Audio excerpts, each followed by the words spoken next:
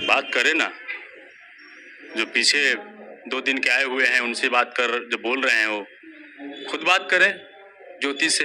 Number भी है उनके पास, बैठ के बात कर लें, सॉर्ट आउट कर ले मामला। अच्छा, कौन चाहता है कि अपनी बदनामी हो? उनकी बदनामी हो रही है, हमारी भी बदनामी हो रही है, दोनों पक्ष बदनाम है, परेशान सब है।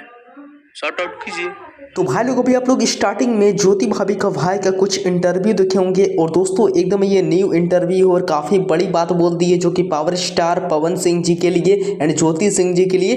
तो सबसे पहले मैं चाहता हूं कि अभी आप लोग ये वीडियो को पूरा देखिए, फिर हम लोग विस्तार से बात करते हैं। क्या लगता है भैया, आप क्या चाहेंगे अपनी तरफ से? क्या ज्योति दीदी को फिर से पवन सिंह के घर जाना चाहिए, रिश्ता बचाना चाहिए, नहीं करना चाहिए, आखिर क्या कहेंगे? देखिए, ये तो नाले ही बताएगी, नाले में है, जब नाले पर भरोसा भी है, ऐसा बात नहीं है।